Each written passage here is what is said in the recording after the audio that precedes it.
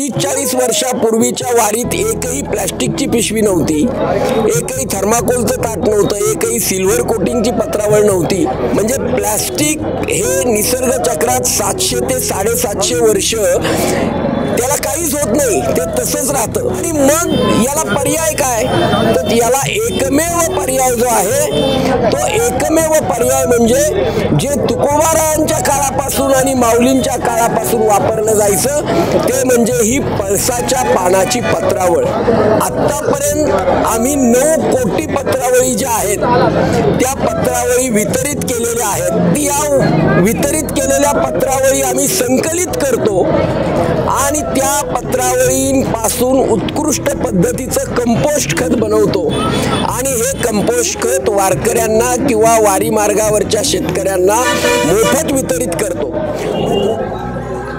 आषाढवारी सोहळा झालाय, लाखो वैष्णवजन आपापल्या संतांच्या पालख्या घेऊन पंढरपूरकडे प्रस्थान करतात। आता आपण सासवडमध्ये आहोत आणि सासवडमध्ये देखील संत सोपानकाकांच्या पालखीचं प्रस्थान झालंय आणि 2 दिवस संत ज्ञानेश्वर माऊलींचा मुक्काम असणार आहे। मात्र वारकरी हे पंढरपूरपर्यंत चालत असतात, त्यांचा दिनक्रम चालूच असतो। मात्र यावेळेस 2-3 वेळेस भोजनाची व्यवस्था केली जाते।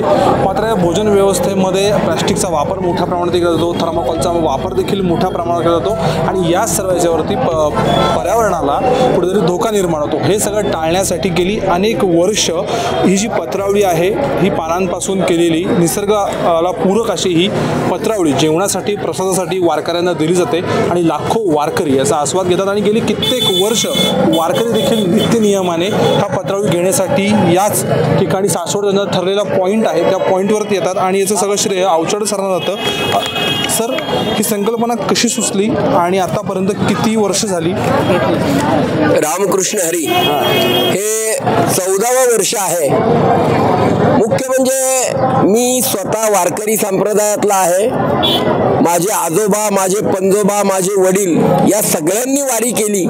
मित्रो, कधी कुणाला कशासाठी आर्थिक गरज लागेल याचा काहीच अंदाज येत नाही, पण आलेल्या परिस्थितीला आणि अडचणीला सामोरं तर जावंच लागतं। अशा वेळी कामी येतं आपल्या घरातलं सोनं। Bank of Maharashtra gold loan अगदी कमी आणि परवडणाऱ्या व्याजदरात, शिवाय 0 प्रोसेसिंग फी।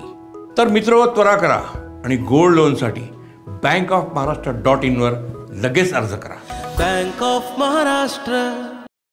माझे वडील वयाच्या 78व्या वर्षेपर्यंत या वारीमध्ये चालले आणि ते थकले। त्यावेळेस त्यांना जोडीदार म्हणून किंवा साथ देण्यासाठी म्हणून मी वारीमध्ये यायला सुरुवात केली। त्यानंतर 2 वर्षांनी ते गेले, पण जाताना एक सांगून गेले की तू आयुष्यात किती मोठा होशील पण वारी कधी सोडू नको। आणि मी ज्यावेळेस वारीमध्ये आलो त्यावेळेस मला काही गोष्टी ज्या जाणवल्या की वारीमध्ये एक 30-40 वर्षापूर्वीच्या वारीत एकही प्लास्टिकची पिशवी नव्हती, एकही थर्माकोलचं ताट नव्हतं, एकही सिल्वर कोटिंगची पत्रावळ नव्हती आणि खऱ्या अर्थानं ती निसर्गवारी होती।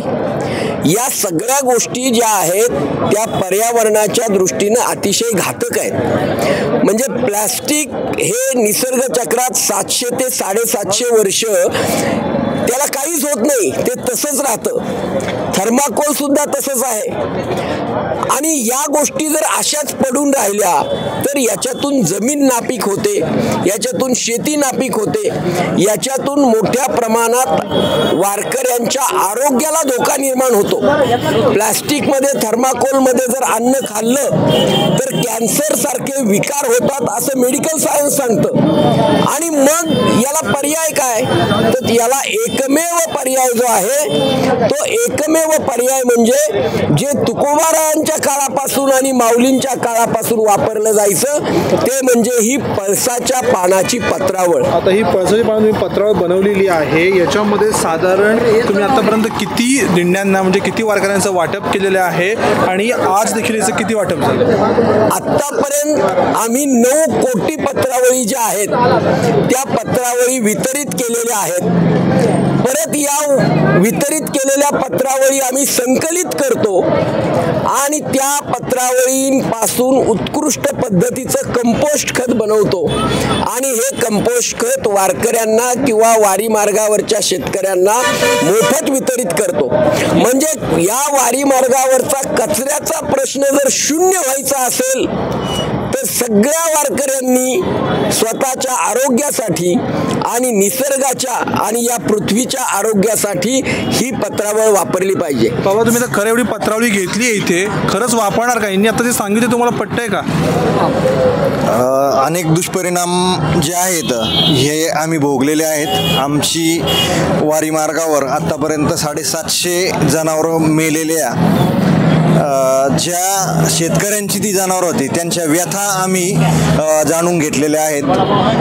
वारीच्या निसर्गवारीची तयारी करत असताना 2 महिन्या अगोदरपासून वारी मार्गावर अन्नदान करणारा जो संपूर्ण महाराष्ट्रातून येणारा समाज आहे हाही चांगल्या भावनेने येतो, परंतु तो पाहुणा असतो. पाहुणे येतात आणि आमचं 2-2, 3-3 एकराचं शेत हे दरवर्षी थोडं खराब करून जातात. तर याच्यावरून काहीतरी मार्ग काढा, अशा पद्धतीचे अनेक वारी मार्गावरचे समस्याग्रस्त शेतकऱ्यांच्या सुद्धा आम्हाला कैफियत ऐकायला मिळतात.